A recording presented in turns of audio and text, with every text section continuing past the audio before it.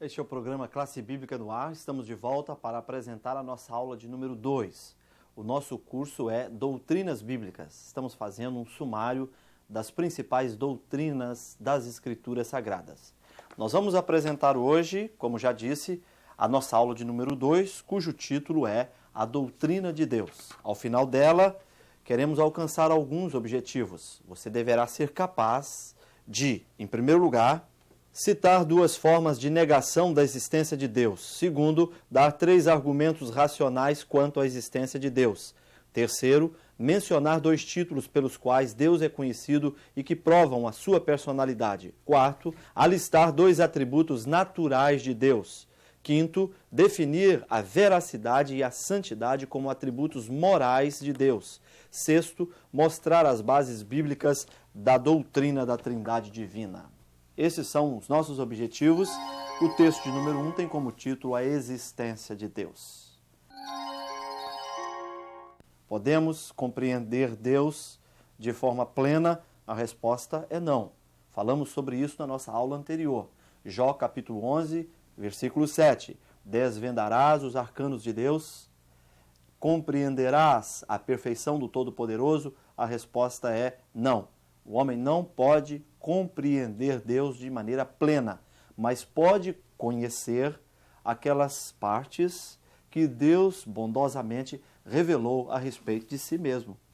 Nós podemos ilustrar isso da seguinte forma: eu não posso chegar diante do rio Amazonas com sede e um copo nas mãos beber todo o conteúdo da água daquele grande rio, mas posso beber aquela quantidade indispensável para saciar a minha sede.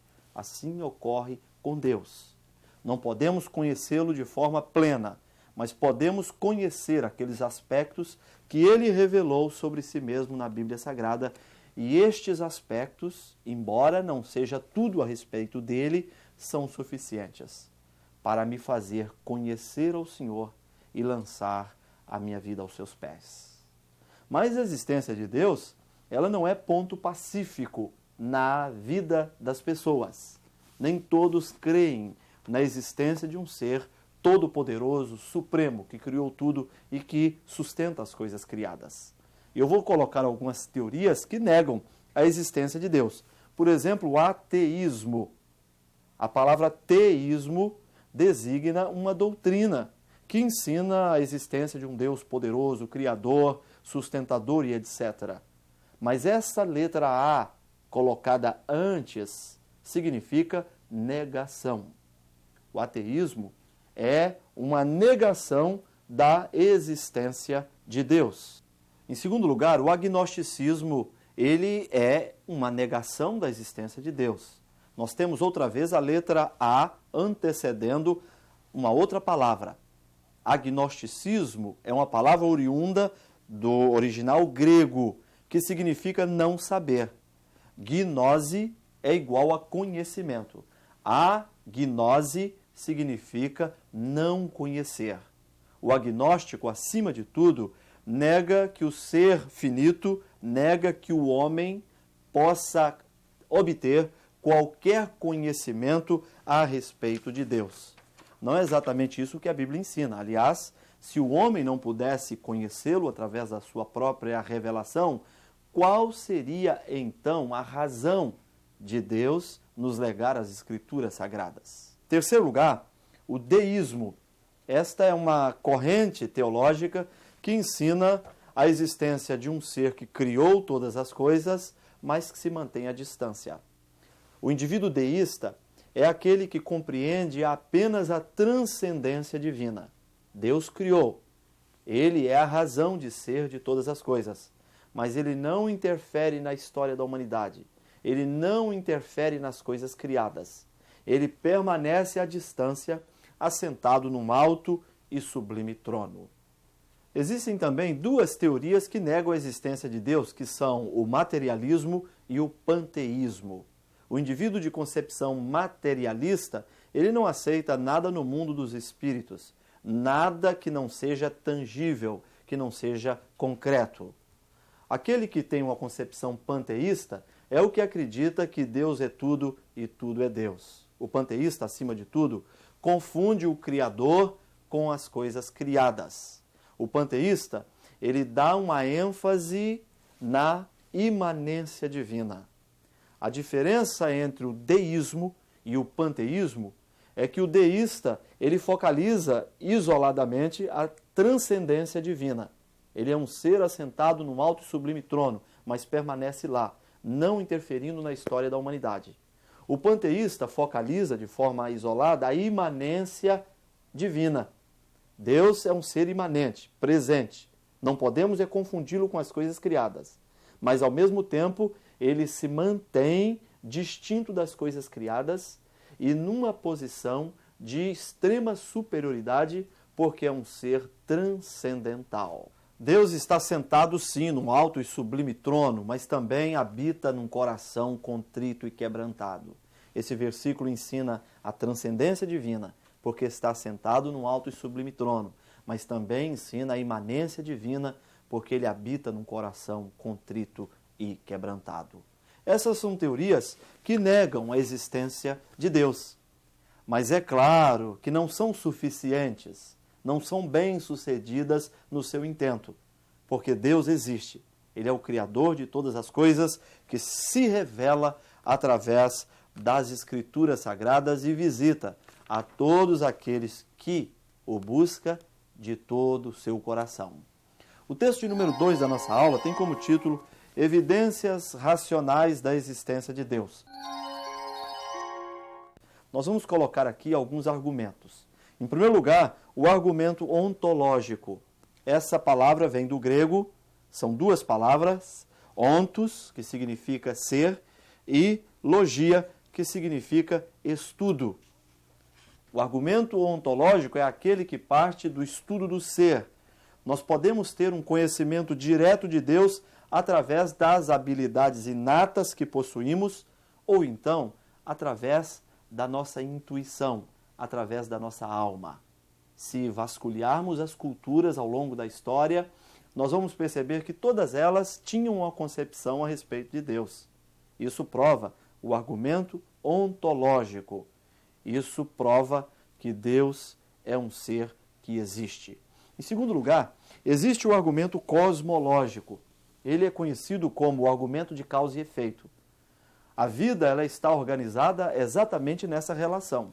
Gálatas capítulo 6, versículo 7 diz: Não vos enganeis, tudo aquilo que o homem semear, também haverá de colher. Isso é lei do plantio e da colheita, lei de causa e efeito, ou argumento cosmológico. Tudo no universo está organizado nessa relação de causa e efeito. E aí a pergunta é a seguinte: se o universo existe, e olha que ele existe em grande complexidade, isso exige a existência de um outro ser. Se ele existe, alguém o criou, e este ser é o próprio Deus.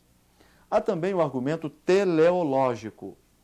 Esse argumento ensina que todas as coisas existentes no planeta têm a sua razão de ser. Há um propósito em todas as coisas criadas.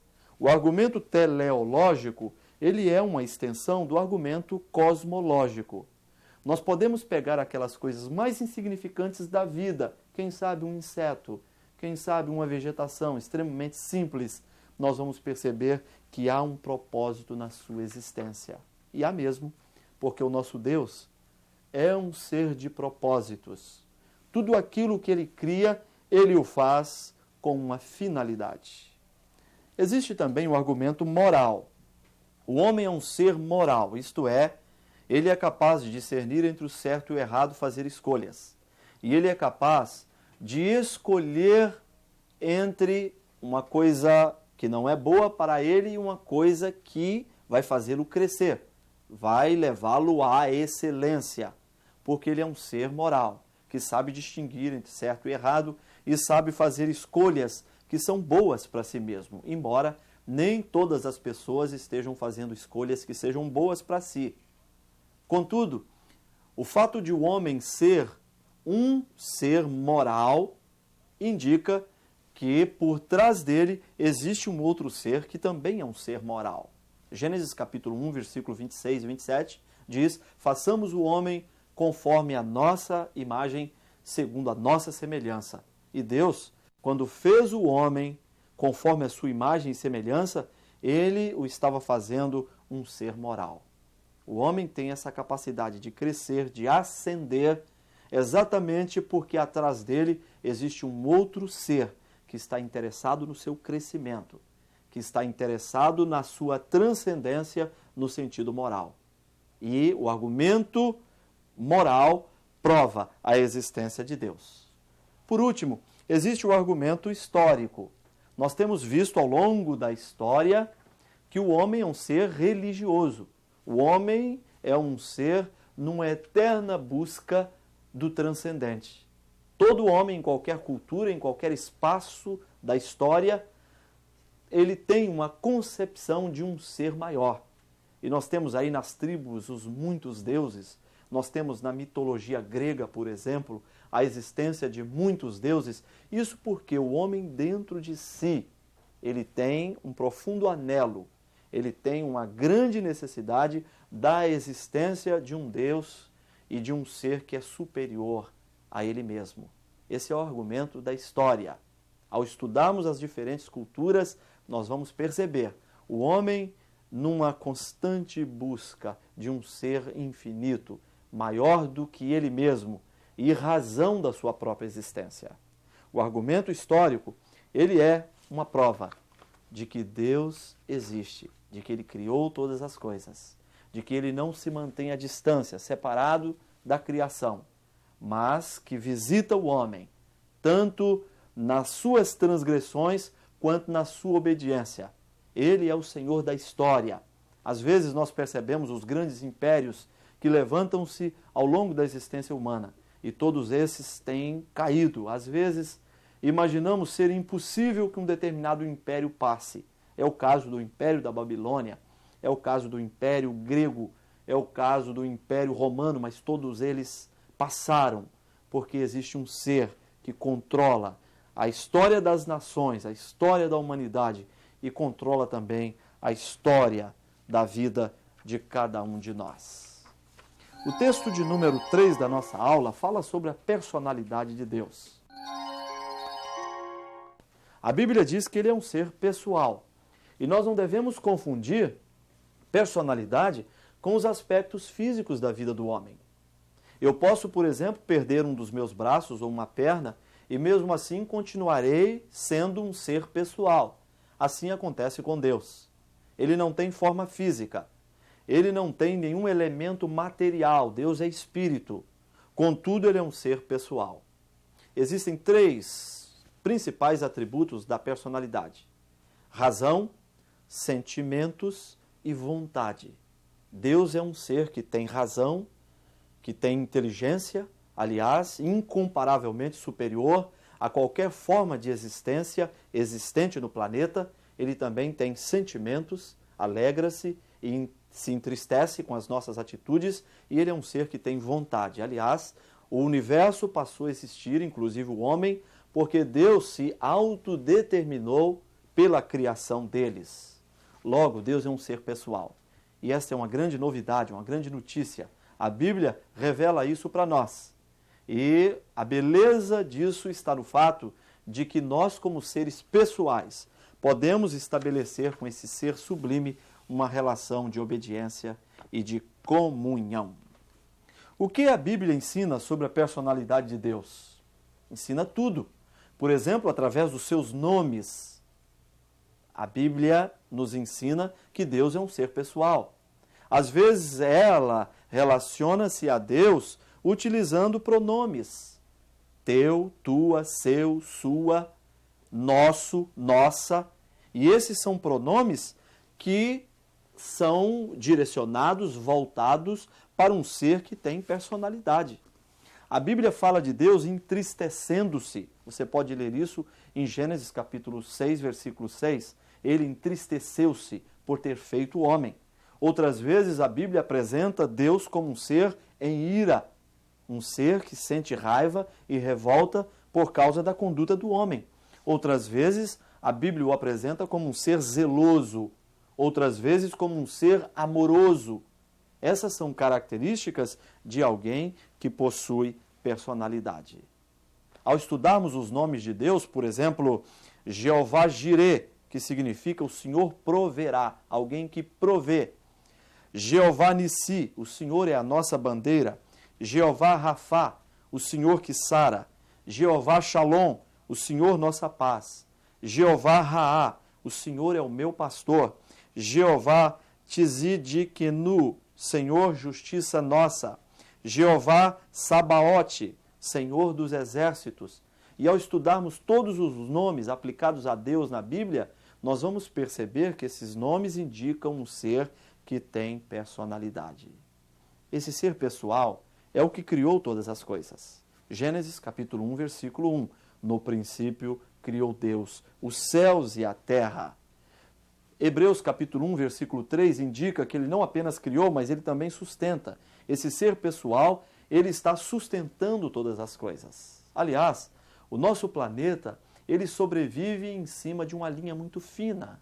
Se aumentarmos um pouco o calor lá da África e das cidades quentes aqui no Brasil, ou se intensificarmos o frio das regiões mais frias da Terra, nós vamos perceber que a vida torna-se impossível.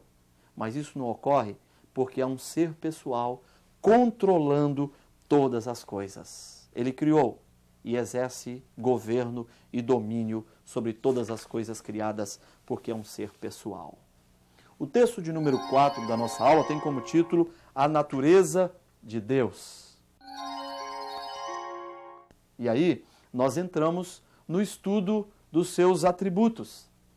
A Bíblia revela características de Deus e nós chamamos essas características de atributos. Dividimos esses atributos em duas classes principais: os atributos naturais e os atributos morais. Os atributos naturais de Deus são a sua espiritualidade. Deus é um ser espiritual. Às vezes importamos do paganismo e da mitologia grega a ideia de que Deus possa ter forma física. Ele não possui. Falando com a mulher samaritana, em João capítulo 4, versículo 24, Jesus diz que Deus é espírito e importa que os seus adoradores o adorem em espírito e em verdade. Logo, ele não tem forma física. Ele tem uma forma espiritual que nós ainda não podemos discernir, porque estamos limitados à nossa humanidade, mas com toda certeza não possui forma física. E quando a Bíblia atribui ao Senhor mãos, olhos humanos, ela está simplesmente utilizando um antropomorfismo. O que ocorre é que o nosso Deus ele é tão superior a todas as coisas que nós não podemos falar dele sem correr o risco de antropomorfizá-lo, mas não que ele tenha forma física. Um dos seus atributos naturais é que ele é espírito. Um outro atributo é vida. A Bíblia fala de Deus como um ser vivo. E este é um dos seus atributos. Ele não é apenas um ser vivo, ele é a própria vida. E só pode existir vida nas existências dentro do cosmos, porque, acima de tudo, esta vida emana do próprio Deus, que é a fonte de toda a vida. É por isso que devemos procurar viver a nossa vida da melhor forma possível, porque ela é um dom de Deus. Além disso, eternidade é um dos atributos naturais de Deus, ele é um ser eterno. Nós, se estudarmos a nossa árvore genealógica, chegaremos aos nossos ancestrais. Mas Deus não tem ancestral, porque ele não teve início. Deus é um ser incriado, é um ser cuja existência anula todos os nossos conceitos de tempo. Nós pensamos no tempo, isto é, quando olhamos para o ser humano, olhamos também para o seu passado, presente e futuro, mas Deus não tem passado, presente e futuro. As coisas para ele existem num eterno presente. Ele é o grande eu sou, o ser eterno. Além disso, ele é um ser imutável. Imutabilidade é um dos atributos naturais de Deus. A Bíblia diz que nele não há mudança nem sombra de variação. Todas as coisas no universo são mutáveis, elas passam. elas se deterioram. O homem, inclusive, precisa mudar, porque ele precisa crescer. O homem só pode crescer, amadurecer, se ele estiver todos os dias mudando-se a si mesmo. Mas em Deus não pode haver mudança, porque Ele é um ser imutável, Ele é um ser perfeito. Além disso, Ele é onisciente. Essa é uma outra característica, esse é um outro atributo. Ele sabe de tudo. Você pode ler no profeta Isaías, capítulo 40, versículo 28, a respeito da onisciência de Deus. Ele é onipotente, isto é, Ele é todo-poderoso. A palavra onipotente vem de duas palavras latinas, onis e potência, que significa todo-poderoso. Ele pode fazer tudo. Não há nada neste mundo que possa limitá-lo no seu poder. Algumas pessoas têm grande dificuldade em aceitar a existência de Deus porque percebem que esse mundo está repleto de mazelas, de misérias, de homicídios, violência, de sofrimentos. Como é que podemos conceber esse quadro aliado à existência de um ser onipotente? Por que é que ele não muda tudo?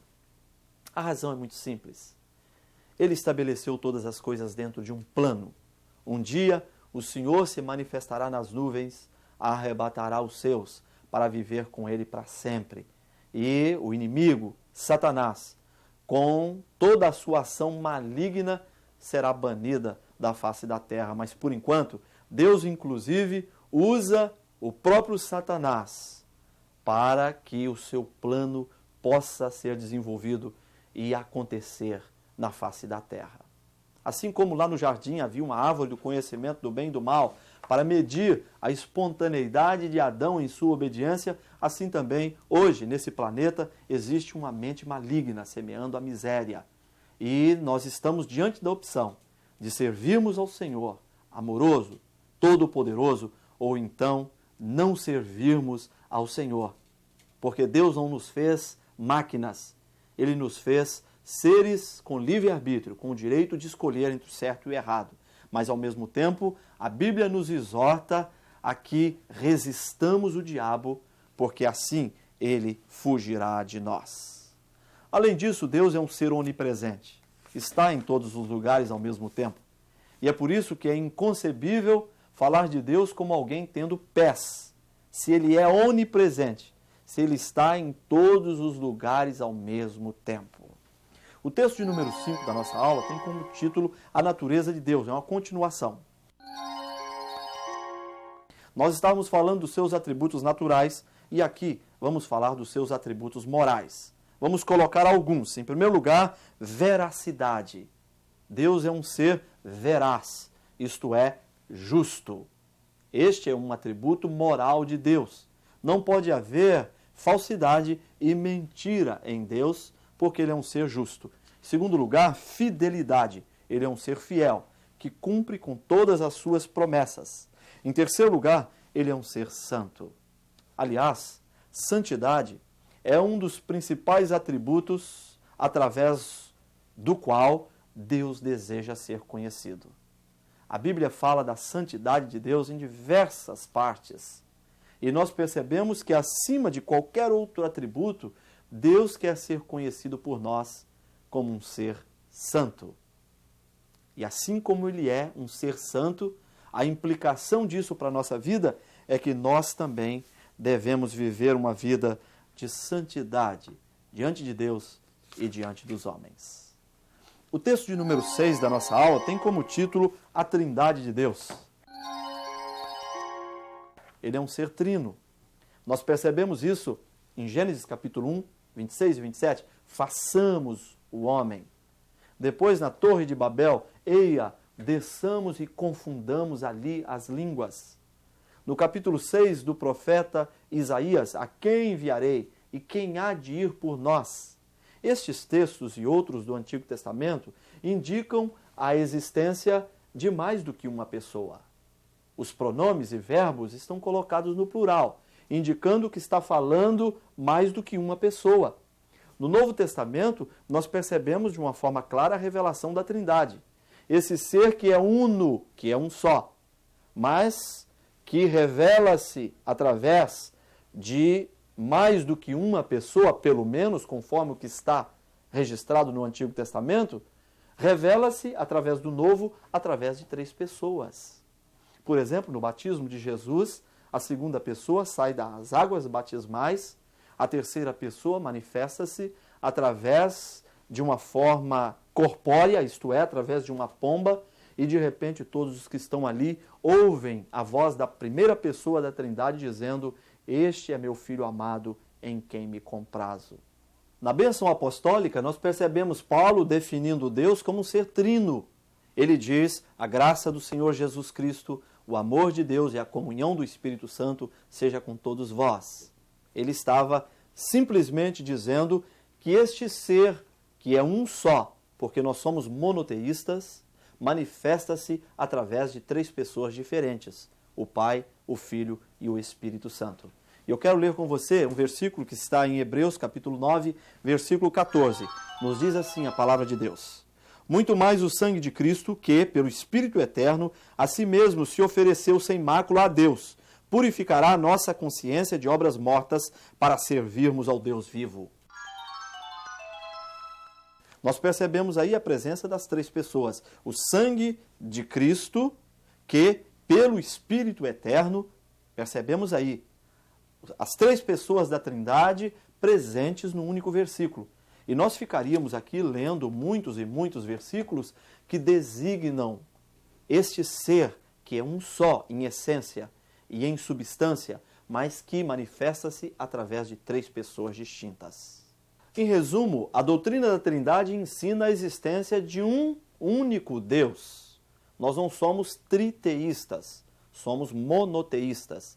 Há um só Deus. Contudo, este Deus, que é um só, manifesta-se através de 3 pessoas distintas. Eles são iguais em essência. Eles são exatamente iguais em substância. Todos os atributos de Deus estão presentes na segunda pessoa da Trindade e estão presentes também na terceira pessoa da Trindade, porque o Pai, o Filho e o Espírito Santo são um só. Contudo, eles manifestam-se através de 3 pessoas diferentes: o Pai, o Filho e o Espírito Santo. São iguais em substância e essência, porém são distintos nas suas pessoas. A doutrina da Trindade baseia-se exatamente em cima desses fatos que estamos relatando nesta aula. A Trindade é uma doutrina contida nas Escrituras Sagradas. Existem muitos conceitos errados a respeito dela. Por exemplo, o arianismo, que surgiu aproximadamente no ano 320 depois de Cristo. Em suma, Arius, que foi o mentor dessa doutrina errada, ensinava que Jesus era apenas um homem. Ele negava a divindade de Cristo. E nós temos hoje os testemunhos de Jeová, que são uma extensão do arianismo. Contudo, nós não podemos negar a divindade de Jesus Cristo e veremos isso em Cristologia. Nós assumimos que Deus Pai, Deus Filho e Deus Espírito Santo são um